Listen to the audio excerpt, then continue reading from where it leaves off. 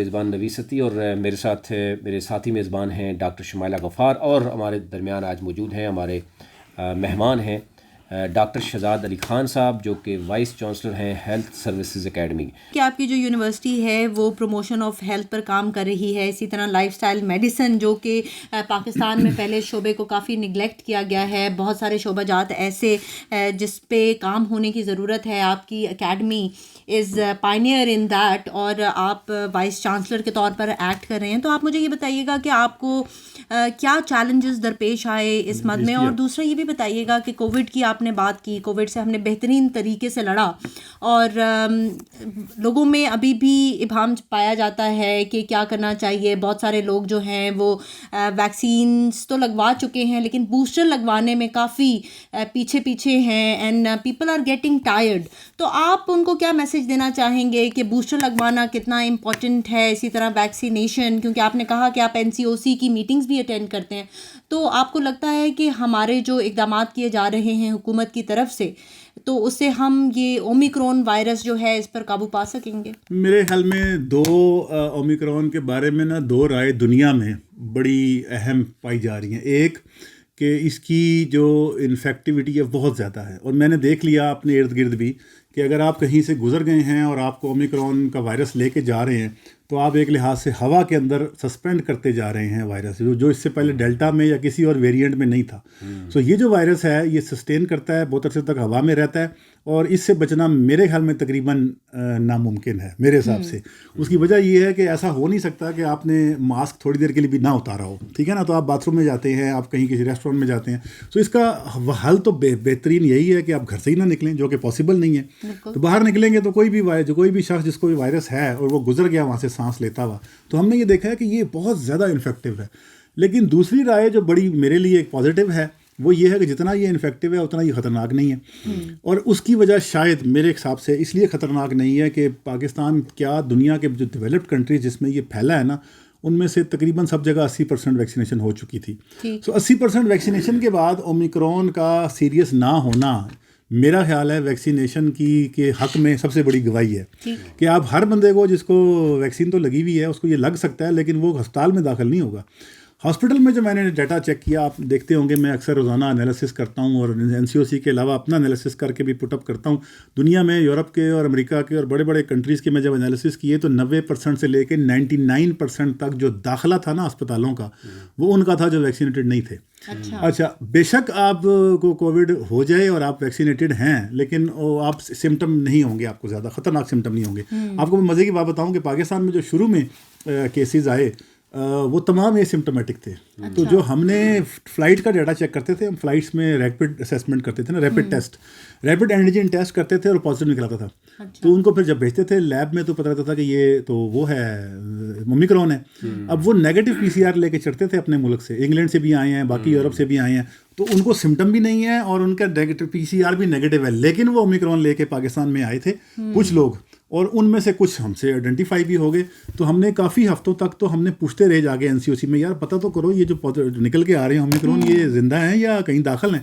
تو شروع کے دنوں میں جتنے بھی کیسز نکلے اومیکرون کے وہ سب وہ تھے جن کو سمٹم نہیں تھے، وہ سسٹم نے پکڑے ریپڈلی، وہ جو کہتے ہیں نا ریپڈ اسیسمنٹ جو ہمارا ٹیسٹ ہے ریپڈ اینٹیجن ٹیسٹ، اس کے تھرو پکڑے گئے. اور وجہ کیا ہے کہ کیوں بچے وہ میں آپ کو بتاتا ہوں. ٹریول کرنے کے لیے دنیا کے کسی اور ملک سے ٹریول کرنے کے لیے ویکسینیشن لازمی ہے. سو اس لیے ان کو سمٹم نہیں تھے کہ ویکسینیشن ہوئی ہوئی تھی اور بچ بھی گئے. ابھی تک جو باہر سے آنے والے جتنے بھی لوگ ہیں ہمیں ابھی تک 0 ڈیتھ رپورٹ ہے ان کی، کہ وہ کوئی بھی ڈیتھ نہیں ہوئی. جو یہاں پہ لوگ پھیلی نا ویکسین جب اومیکرون، تو ان میں سے بہت سارے ان ویکسینیٹڈ تھے. پاکستان کا جو ڈیٹا ہے آپ کو پتا ہوگا 70 سمتھنگ ہے جن کو ایک ڈوز لگی ہے، لیکن 52-53% ہیں جن کو دونوں ڈوزز لگی ہیں. تو آدھی آبادی ابھی پاکستان کی وہ ان ویکسینیٹڈ ہے. تو اگر وہ لگ جائے گی ویکسین تو پھر اومیکرون کا ان پہ کم اثر ہوگا. جی سوری. اسی وجہ سے ڈاکٹر صاحب میں بھی جاننا چاہ رہا ہوں، ایک تو یہ ہے کہ ہم نے کس طریقے سے ٹیکل کیا کووڈ کو. یعنی اگر ہم اپنے پڑوسی ملکوں کی بات کریں تو ہم بھارت کی بات کریں تو وہاں پر جو صورتحال وہ آپ کے سامنے تھی. ایران میں بہت پیتھیٹک کنڈیشن بنی. اب یورپ کی بات کریں، اٹلی میں جی جو صورتحال ہمیں دیکھنے میں نظر آئی، پاکستان نے یعنی کیسے اس کو ریئیکٹ کیا، کیسے دیکھا گیا؟ میرے خیال سے پاکستان، انڈیا، سری لنکا، بنگلہ دیش اور یہ جتنے بڑے بڑے ملک ہیں جن کو آپ ساؤتھ ایشیا کہتے ہیں، ان کی تقریباً جینو ٹائپ، ان کا رہن سہن، کھانا پینا سملر ہے، غربت بھی کافی ہے سب جگہوں پہ۔ پاکستان میں جو فرق ہے نا ان ملکوں میں اور پاکستان میں، وہ تھا NCOC کا میرے حساب سے۔ کسی اور ملک نے NCOC اس طرح سے نہیں بنائی تھی، اور پاکستانی عوام کو آپ جانتے ہیں ڈنڈے کے بغیر یہ کوئی کام جو ہے نا کرنے کے لیے راضی نہیں ہوتے۔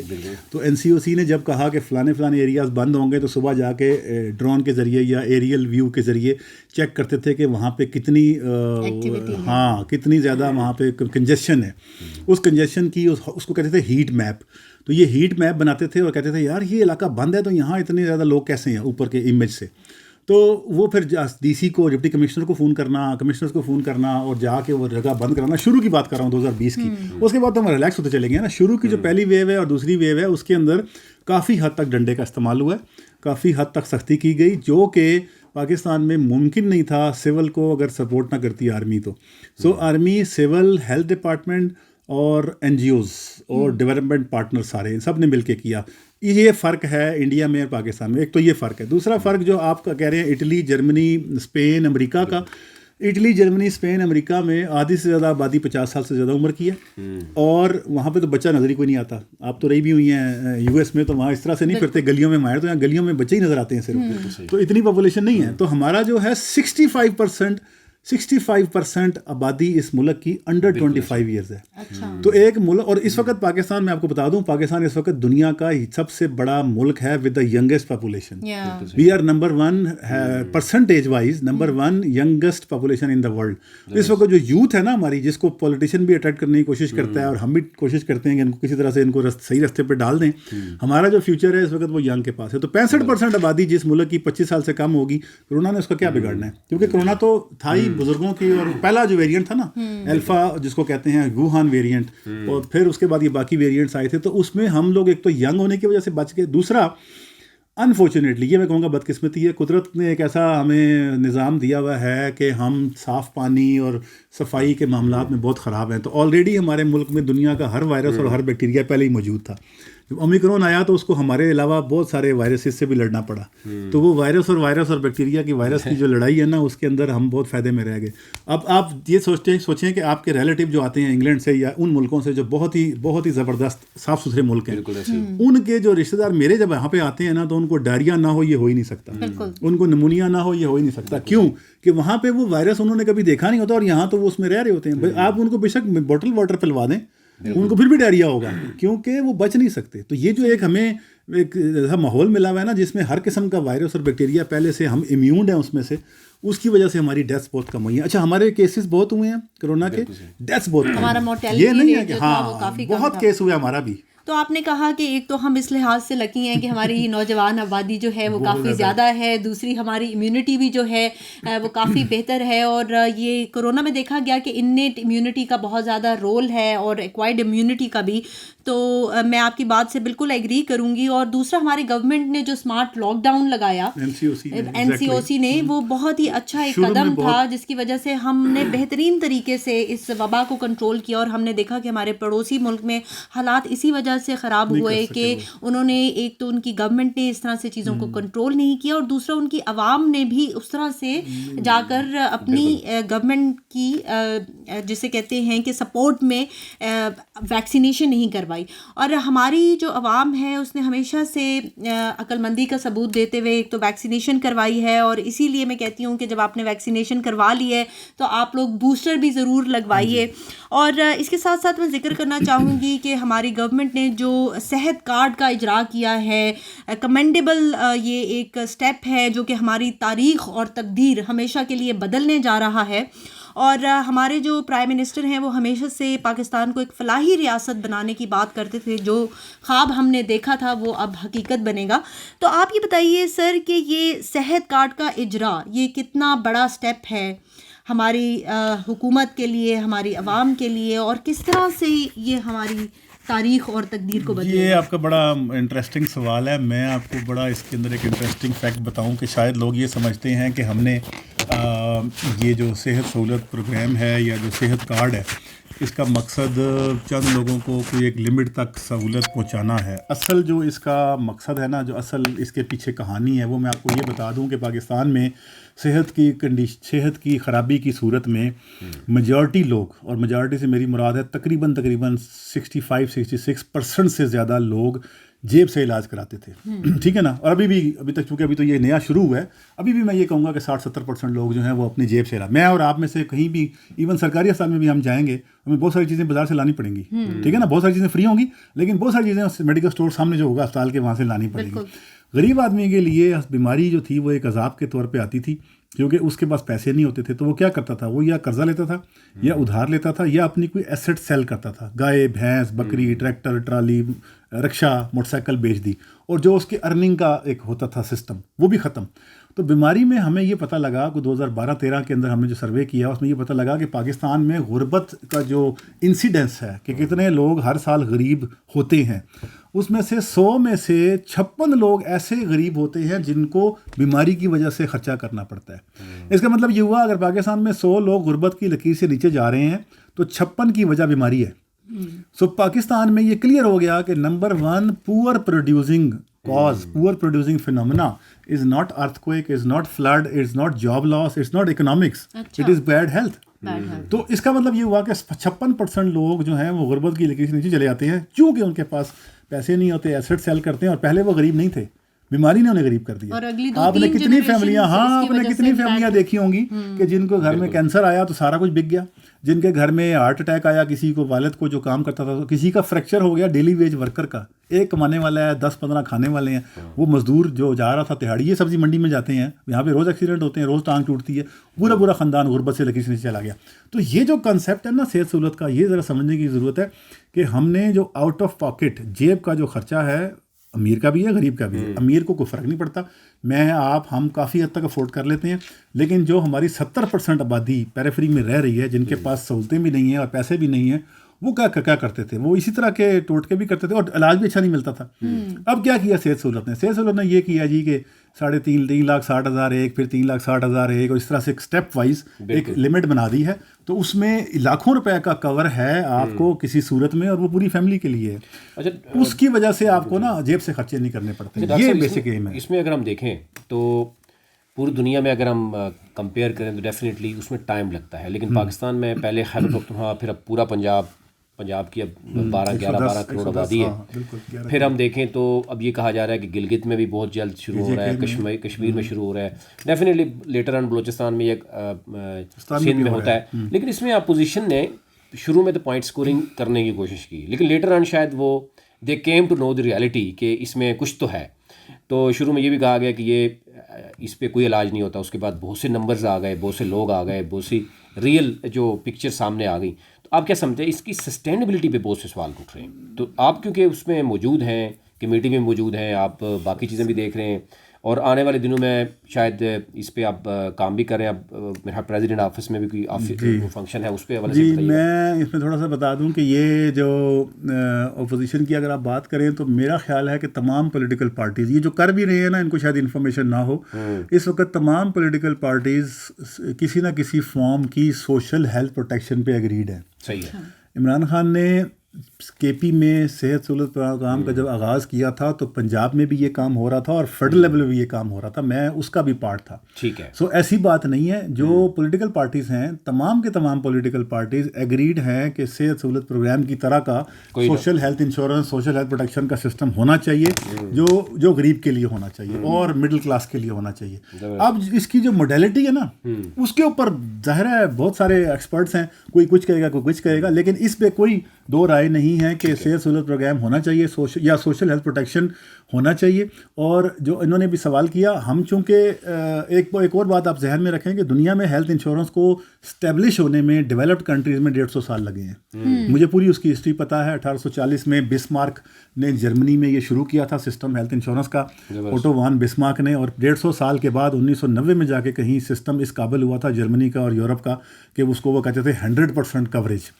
پاکستان میں یہ 2012-13 میں جو الیکشن ہوئے اس کے اندر یہ نعرہ لگا، اور پھر اس کے بعد یہ امپلیمنٹ بھی ہو گیا کے پی میں اور پنجاب میں اور فیڈرل میں. تو اب یہ 10 سال ہوئے ہوں گے اور ہم نے 150 سال والا کام 10 سال میں کرنے کی کوشش کی ہے. تو ڈیفینیٹلی اس میں ٹائم لگتا ہے, مسئلے ہوتے ہیں, لیکن ٹیکنالوجی بہت آگے چلی گئی ہے 1840 کے مقابلے میں, بہت زیادہ فاسٹ ہو گئی ہے. تو ہم وہ کام کر سکتے ہیں جلدی میں. جو ابھی انہوں نے سوال پوچھا, ہمیں جرمن گورنمنٹ کی طرف سے, جرمن جو GIZ ہے اس کی طرف سے بھی سپورٹ ملی ہے, کیونکہ دنیا میں نا سوشل ہیلتھ پروٹیکشن کا جو بیسٹ ماڈل ہے, یا دنیا میں سب سے زیادہ جو ریسرچ ہے نا سوشل ہیلتھ پروٹیکشن کی, ہیلتھ انشورنس کی, وہ جرمنی میں ہوئی ہے. تو ہیلتھ سروسز اکیڈمی کو پارٹنر کیا ہے جرمن گورنمنٹ نے, انہوں نے سپورٹ کیا ہے, انہوں نے ہمیں فنڈنگ دی ہے فار اسٹرینتھننگ دا صحت سہولت پروگرام. 24 فروری کو پریزیڈنٹ ہاؤس میں اس کی اناگرل ہونے جا رہی ہے. میں اور پریزیڈنٹ صاحب اور چیف ایگزیکٹو جو ہیں ہمارے صحت سہولت پروگرام کے, اور ہمارے ہیلتھ منسٹر اور جرمن ایمبیسڈر, یہ وہاں پہ لانچ کریں گے. اس میں یہ ہوگا کہ جو ابھی آپ کو شکایات آ رہی ہیں نا بہت ساری پولیٹیشین سے یا کسی ٹیکنیکل لوگوں سے, وہ ہم اس کو ٹیکنیکلی ڈیل کریں گے. ہم دیکھیں گے کہ یار کارڈ ڈکلائن کیوں ہو رہا ہے, فراڈ تو نہیں ہو رہا کہیں پہ, کمیونیکیشن, کیونکہ دیکھیں جہاں اربوں روپے کا ایک پروجیکٹ آتا ہے نا, وہاں پاکستان میں ایک بات یاد رکھیں, کرپشن کے چانسز بھی بڑھ جاتے ہیں اور لیکیج کے چانسز بڑھ جاتے ہیں. ہم نہیں چاہتے کہ غریب کے نام پہ ایک پیسہ حکومت بڑی مشکل سے, آپ کو پتا ہے بجٹ پہلے کوئی نہیں ہے ہیلتھ کا, اس میں سے آپ نکال کے دے رہے ہیں صحت سہولت کا کسی ہیلتھ انشورنس کو, تو وی ڈونٹ وانٹ کہ اس کی لیکیج ہو.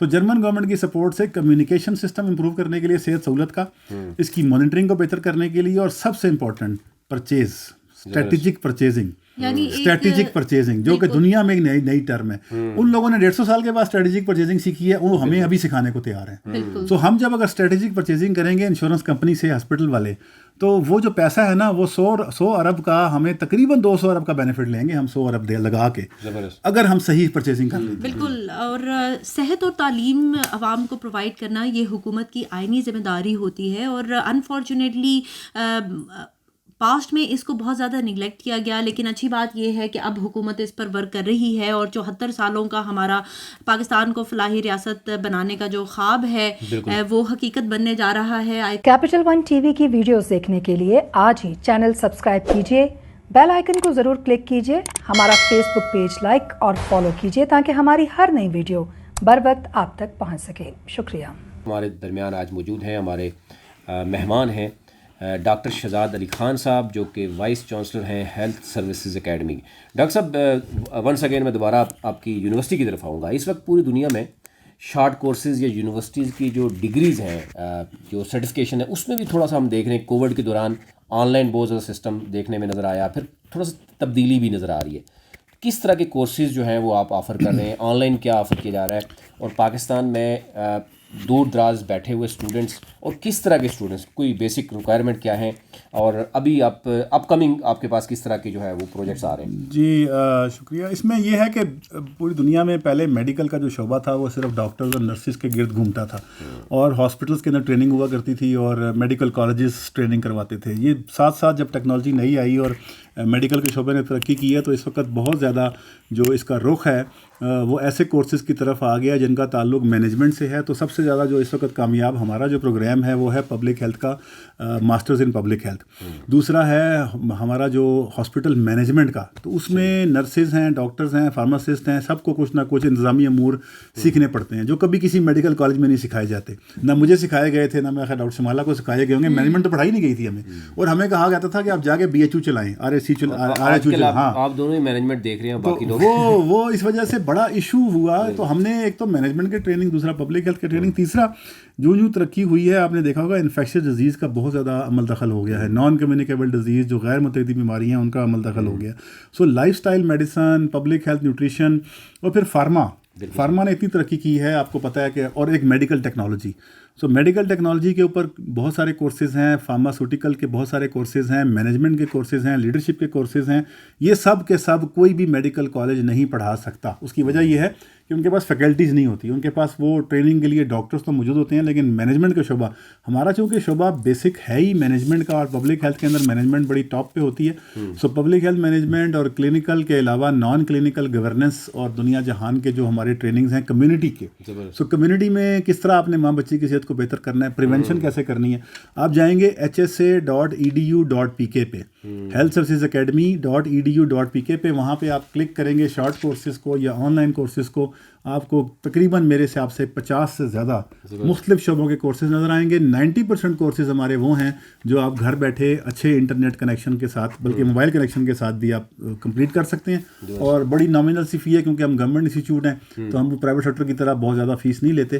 تو چھوٹے چھوٹے کورسز بھی ہیں 5 days کے, 10 days کے, مہینے کے بھی, اور اس کے علاوہ سال کے تو ڈپلوماز ہیں ہمارے. زبردست. اچھا میں ایک ایڈ کرنا چاہ رہا ہوں, پھر میں ڈاکٹر شمائلہ کی طرف جاؤں گا کہ فوڈ سیکیورٹی اس وقت پوری دنیا کے لیے ایک ایشو ہے. تو کیا ہیلتھ ایک طرف اگر ہم اپنے جو نوجوان, جیسے کہ آپ نے بھی ذکر کیا کہ 65% ہمارے ہاں نوجوان ہے, ایک یعنی پاکستان کے پاس ایک یعنی پاور یہی ہے, تو فوڈ سیکیورٹی بھی ایک پوری دنیا میں ایک ایشو آتا ہوا نظر آ رہا ہے. تو اس پہ آپ کیا سمجھتے ہیں؟ بہت اس کا تعلق پاپولیشن گروتھ کے ساتھ ہے, ان پلانڈ پاپولیشن گروتھ کے ساتھ ہے. جن ملکوں کے اندر پلانڈ پاپولیشن گروتھ ہے ان میں یہ مسئلہ نہیں ہے.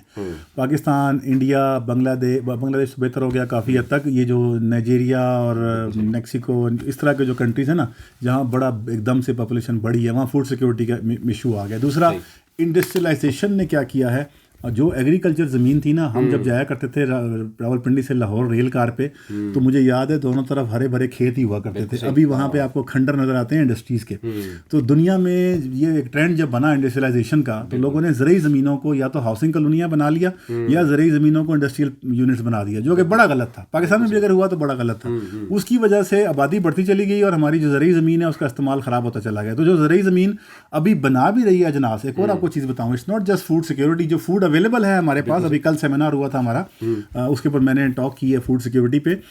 تو یہ بھی آپ ذہن میں رکھیں کہ جو چیز اگ بھی رہی ہے اس کی بھی نیوٹریشن ویلیو کوئی نہیں ہے. تو جو گندم اور چاول اور جو چیزیں ہم کھا رہے ہیں اس کی بھی وہ ویلیو نہیں ہے جو آج سے 10-20 سال پہلے ہوا کرتی تھی. سو اس ایشو آف کراپ کی جو ییلڈ ہے وہ بہت خراب ہے. ہم وزن پہ جاتے ہیں, کانٹینٹ پہ یا نیوٹرینٹ پہ نہیں جا رہے. پاکستان بھی اس میں ہے, تو ہم نے اس کے لیے پورا ایک, میرے پاس ایک پبلک ہیلتھ نیوٹریشن کا ڈپارٹمنٹ ہم نے اسٹیبلش کیا ہے, اور یہ پہلی بار ہے پاکستان میں کہ پبلک ہیلتھ نیوٹریشن کا ڈپارٹمنٹ اسٹیبلش ہوا ہو. یہ وہ ڈپارٹمنٹ ہے جس کا تعلق صحت کی نیوٹریشن سے ہے. یہ وہ نیوٹریشن نہیں ہے جو باقی جگہوں پہ باقی یونیورسٹیوں میں ہوتی ہے.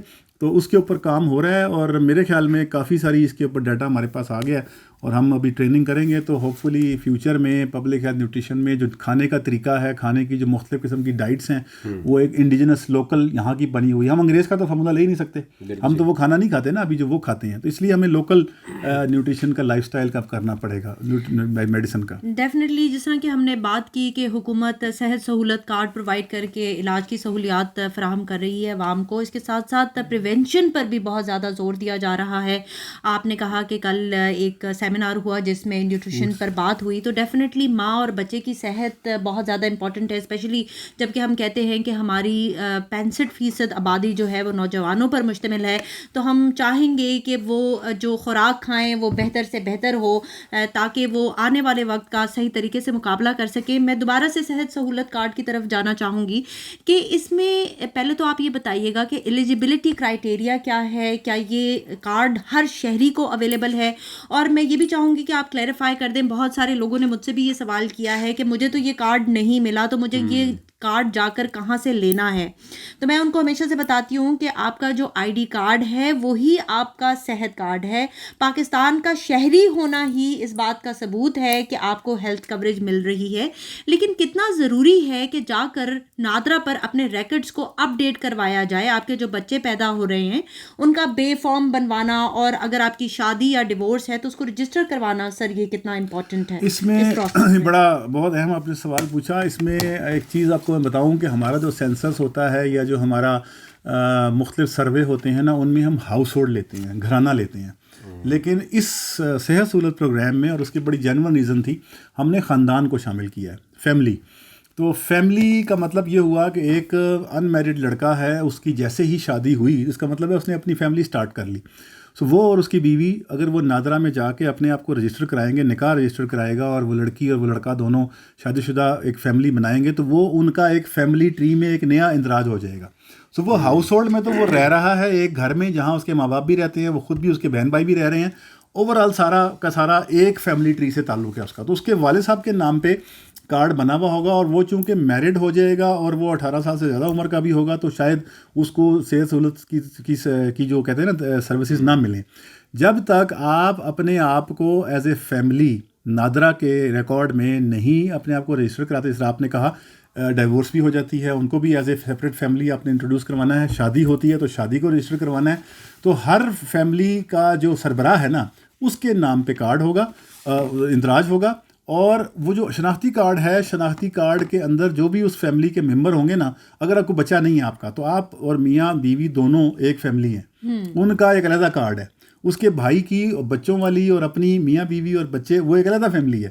سو اگر آپ کو یہ بات نہیں پتہ تو اس کا نقصان یہ ہوگا کہ وہ جو لمٹ ہے نا آپ کی وہ بہت سارے لوگوں پر ڈسٹریبیوٹ ہو جاتی ہے. سو آپ نے اگر ایک لمٹ اپنی فیملی کی, میں نے کہا 3.5 لاکھ 3,60,000 فرسٹ ہے, پھر 3,60,000 ایک اور ہے, پھر اس کے بعد بیت المال سے, تو بڑی اسٹیپ وائز سسٹم ہے, یہ اکٹھے 10 لاکھ نہیں ہے. یہ نا آپ بتائیں لوگوں کو کہ جی یہ سارے اکٹھے 10 لاکھ مل جائیں گے. مجھے تو کئی لوگوں کے فون آئے ہیں کہ ہم گئے تھے ہاسپٹل تو ہم نے انہیں کہا یار 10 لاکھ میں سے آپ 4 لاکھ رکھ لو, 6 ہمیں دے دو, تو وہ انہوں نے کہا کہ ایسے نہیں ہو سکتا. سو اس میں نہ تو کوئی کیش مل سکتا ہے آپ کو, یہ بتا دیں سب کو کہ یہ لوٹیں گے لوگ آپ کو کئی دفعہ, خام خواہ آپ کا کارڈ لے کے, اور وہ کر سکتے ہیں فراڈ, تو اس کے لیے بھی انتظام کرنا ہے. تو آپ نے نہ تو آپ کو کیش ملے گا کہیں سے, یہ مطلب نہیں ہے کہ صحت سہولت کے نام پہ آپ کی کوئی لاٹری نکل آئی, آپ کے پیسے نکل آئے, نہیں.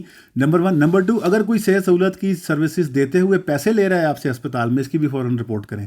جو بھی آپ کے صحت سہولت کے مرکز ہے نا, وہاں پہ ایک FMO, ٹھیک ہے نا, فیسیلیٹیشن میڈیکل آفیسر لگایا گیا ہے, جو کہ انشورنس کمپنی کا اور اسٹیٹ لائف کا اور یہ جو ہمارے اپنے صحت سہولت پروگرام ہے ان کا ایک لیزون ہے. تو آپ اس کو رپورٹ کریں گے, اور اگر وہ بھی نہیں صحیح تعاون کرتا تو اس ضلع کا جو DHO ہے یا صحت کی انتظامیہ, آپ کسی کو بھی خبر کریں گے. اور ابھی ہم ہاٹ لائن بنانا شروع کر رہے ہیں کچھ عرصے میں, اب یہ لانچ ہو جائے گا نا پروگرام, پریزیڈنٹ صاحب اس کا اناگرل کریں گے, تو ہیلتھ سروسز اکیڈمی اپنی ایک ہاٹ لائن لانچ کرے گی اس کی ساری کمپلینٹس کے لیے. وہ پھر ہم آگے ریڈیو پہ پروگرام کریں گے اور ہم بتائیں گے کہ انہوں نے کیا کس نمبر پہ کال کرنی ہے. 24/7 وہ ہاٹ لائن چلے گی مریضوں کے لیے. اچھا ڈاکٹر صاحب, اس میں اگر یہ دیکھیں کہ کچھ ڈیول نیشنلز بھی ہیں, اور یہاں تک کہ کچھ میں ایک ڈسٹرکٹ کے نام سے لوں گا, راجن پور کی بات کی جا رہی ہے کہ وہاں پر تقریباً 40-45% جو خواتین ہیں ان کے ID کارڈ ہی نہیں بنے ہوئے. وہ ایک ایشو آ رہا ہے, تو کیا اب ان کو نادرا کے پاس ہی جانا پڑے گا؟ ایک تو آپ نے بتا دیا کہ رجسٹریشن کروانی پڑے گی, جو میرڈ ہیں, کہیں ایسے ہمیں دیکھنے میں نظر آیا کہ فیملیز کمپلیٹ ہیں لیکن ان کی مکمل رجسٹریشن نہیں ہے. کئی ایسے ہیں کہ جن کی کچھ اموات ہو گئی ہیں, اس کے بعد انہوں نے اپنے آپ کو دوبارہ سے رجسٹر نہیں کرایا, لیکن کچھ کے ID کارڈ ہی نہیں بنے ہوئے, اور پھر ڈیول نیشنل جو ہیں اور اس طرح کی جو باقی کیٹیگریز ہیں, تو کیا یہ تمام کے تمام ہاں اس میں دیکھیں ڈیول نیشنل اگر پاکستان کا اس کے پاس نادرا کا رجسٹریشن نمبر ہے, CNIC موجود ہے, تو وہ ایلیجیبل ہے بالکل. جب بھی پاکستان آئیں گے وہ کسی بھی جگہ. اور یہ ایک اور آپ انٹرسٹنگ بات بتا دیں سب کو کہ یہ انٹر کنٹری ٹرانسمیسیبل ہے. ضروری نہیں ہے کہ آپ راولپنڈی کی ہیں تو آپ کراچی جائیں گے تو آپ کو علاج نہیں ملے گا. آپ اپنے پاس کراچی کے جو ہاسپٹلس ہیں پینل پہ وہ ان کی لسٹ لے جائیں. سندھ میں کہیں بھی آپ کو جائیں, اگر وہاں پہ کوئی پینل کا ہاسپٹل ہے تو آپ وہاں پہ جا کے علاج کروا سکتے ہیں, بے شک آپ کا کارڈ راولپنڈی کا ہے. اسی طرح پشاور کے لوگ جو ہیں اگر وہ کارڈ ہولڈر ہیں وہاں کے, اور وہ اسلام آباد میں یا راولپنڈی میں کہیں آتے ہیں تو یہاں پہ ان کا ٹریٹمنٹ ہو سکتا ہے. سو وہ جو باہر سے آئیں گے ہمارے, اور بہت سارے لوگ آتے ہیں علاج کے لیے. یہ بھی آپ کو انٹرسٹنگ بات بتاؤں کہ دنیا کے بڑے بڑے مشہور سسٹم ہیں, لیکن وہاں پہ اتنا لمبا ویٹنگ ٹائم ہے کہ ان کو کوئی بھی چیز کروانے کے لیے 6 مہینے کا ٹائم مل جاتا ہے ڈیولپڈ کنٹریز میں, تو وہ پاکستان میں آ کے امیڈیٹلی اپنے پروسیجر کروا لیتے ہیں. تو یہ ایک ہو. دوسرا جو شناختی کارڈ جس کے پاس نہیں ہے نا, نادرا میں اندراج نہیں ہے, اس کا کوئی حل نہیں ہے ہمارے پاس. اس کی وجہ یہ ہے کہ آپ نے بغیر شناختی کارڈ کے ایک چیز اوپن کر دی نا تو وہ ایک اور پنڈورا باکس کھلتا ہے. پھر آپ کے پاس طریقہ کیا ہوگا شناخت کا؟ سب سے بیسک چیز ہی شناختی کارڈ ہے. سو میرا خیال ہے یہ جو پروگرام ہے نا, یہ ایک لحاظ سے شناختی کارڈ کی پرسنٹیج کو انکریز کرنے میں بھی بہت مدد دے گا. اگر راجن پور کا آپ نے کہا یا ساؤتھ پنجاب کا کہا کہ جی لوگوں کی خواتین کے کارڈ نہیں ہیں, تو جب ان کو پتہ چلے گا کہ ڈلیوری کیس میں یا کسی بھی قسم کی فیمیل کی پرابلم میں ان کو مفت علاج اس صورت ملے گا کہ شناختی کارڈ ہے, تو شناختی کارڈ بنانا تو مشکل تو نہیں ہے. کون کون سے علاج کا موبائل وین ہے, کون کون سے علاج نہیں ہیں اور کون کون سے فیمس یا سمجھتے ہیں نہیں, تو میرا خیال ہے نہیں میں تو اس کی لسٹ بہت ہی لمیٹڈ ہے. میرا نہیں خیال کہ کوئی بھی ایسی کیٹیگری ہے جس کو نہ ہو. کچھ بیسک ہیں ماں بچے کی صحت کے حوالے سے ہیں, ہارٹ ڈیزیز ہے, شوگر ہے, ایون کچھ لوگوں کا مجھے ابھی فون آ رہے تھے بار بار کہ خیر پختونخوا میں تو ڈائلیسس بھی کر دیا گیا ہے شامل اس میں, جو کہ ایک بہت بڑا مطالبہ تھا. تو ابھی یہ آج کل میں ہی ہمارے یہاں فیڈرل میں بھی ڈائلیسس الاؤ ہو جائے گا. سو اس میں بہت ساری چیزیں ہیں. اور یہ ایک اور انٹرسٹنگ بات بتاؤں, یہ جو پیکج بنائے گئے ہیں نا, آپ کو میں بلکہ نہیں کا بڑا آسان جواب ہے. جو پاکستان میں ہونے والے پروسیجرز ہیں ان کا ڈیٹا لیا گیا اور دیکھا گیا کہ پچھلے ایک سال میں پاکستان میں پرائیویٹ سیکٹر میں, پبلک سیکٹر میں کون کون سی بیماریوں کے مریض آئے, ٹھیک ہے, اور ان کا جو 90% کا پرسنٹائل تھا نا, تقریباً 90% جو پروسیجرز تھے وہ سب کے سب اس پیکج میں ڈال دیے گئے ہیں. تو اس کا مطلب یہ ہے کہ مجھے شاید یاد کرنا پڑے گا کوئی ایسا پروسیجر جو نہ ہو اس کے اندر. اچھا, آنکھوں کا بھی کسی نے مجھے کل کہا, تو کیٹریکٹ کامن ہے بڑا, گلاکوما اور اس کے آپریشنز وغیرہ, تو مجھے کل کسی نے کہا جی ہم گئے تو انہوں نے آنکھوں کا علاج نہیں کیا کہ جی آنکھیں کورڈ نہیں ہیں. ایسی بات نہیں ہے, آپ کو شاید گلاسز نہ بنا کے دیں, لیکن آپ کا جو اگر آپریشن کرنا ہے داخل کر کے آنکھ کا, تو وہ آپ کا اس کارڈ سے ہو جائے گا. بالکل. اس پہ جو آؤٹ پیشنٹ جتنے بھی علاج ہیں وہ کورڈ نہیں ہے, لیکن جس طرح کہ آپ نے بتایا کہ اس پر بھی کام ہو رہا ہے, بھی شاید اس میں ابھی کورڈ ہے, بالکل کورڈ ہے, ایپیڈیمک نہیں ہے, اور اس کو بھی ہم کور کریں گے, کر رہے ہیں. اور ان پیشنٹ آپ نے کہا کہ کافی چیزیں داخلے کے بعد جو علاج ہے وہ اس میں کمپلیٹلی کورڈ ہے, اور کیش لیس ہے, یہ کیش لیس ہے. اس میں آپ کو نہ سامعین کوئی پیسہ دینے کی ضرورت نہیں ہے. اور اسی طرح سے اگر کوئی آپ سے پیسے کی ڈیمانڈ کرتا ہے تو پھر آپ شکایت بھی ضرور اپنی درج کروائیے, اور بالکل بھی پیسے نہ دیجیے, کیونکہ یہ بالکل کیش لیس اور بالکل ہی فری ہے. اچھا سر, مجھے یہ بتائیے کہ اگر ڈیفینیٹلی اس میں سرکاری ہسپتال بھی شامل ہیں اور پرائیویٹ ہسپتال بھی شامل ہیں, تو بہت سارے لوگوں کی کوشش ہوگی کہ وہ پرائیویٹ ہاسپٹل سے ہی اپنا علاج کروائیں, کیونکہ یوزلی یہی ہماری عوام میں کانسیپٹ پایا جاتا ہے کہ سرکاری ہسپتالوں میں علاج اتنا اچھا نہیں ہوتا, جبکہ پرائیویٹ ہاسپٹلز میں علاج کی سہولیات بہتر ہوتی ہیں. تو اس پر ذرا روشنی ڈالیں کہ کیا واقعی ایسا ہے کہ سرکاری ہسپتالوں میں علاج اتنا بہترین نہیں ہوتا, اور دوسرا اگر پرائیویٹ ہاسپٹلز میں یہ ٹریٹمنٹ ملے گی تو سب لوگ تو پرائیویٹ ہاسپٹلز کی طرف جانا پسند کریں گے, تو پھر وہاں پر لوڈ بڑھ جائے گا اور سرکاری ہسپتال تو پھر بالکل فارغ بیٹھ جائیں گے. بڑی انٹرسٹنگ آپ کی انالیسس ہے. میں آپ کو ایک مزے کی بات بتاؤں, پاکستان میں ابھی تک پیور پرائیویٹ سیکٹر نام کی کوئی چیز موجود نہیں ہے. صبح کا جو سرکاری ڈاکٹر ہے وہ شام کا پرائیویٹ ڈاکٹر ہے. میرے جتنے دوست ہیں جو سرکاری اسپتالوں میں بڑے بڑے پروفیسر ہیں, ان سب کے شام کو اپنے پرائیویٹ ہاسپٹلز ہیں, ٹھیک ہے نا. سو وہ جو ایک پرائیویٹ سیکٹر کا جو ایک ٹیگ ہے, اچھا وہ کامیاب کیوں ہے؟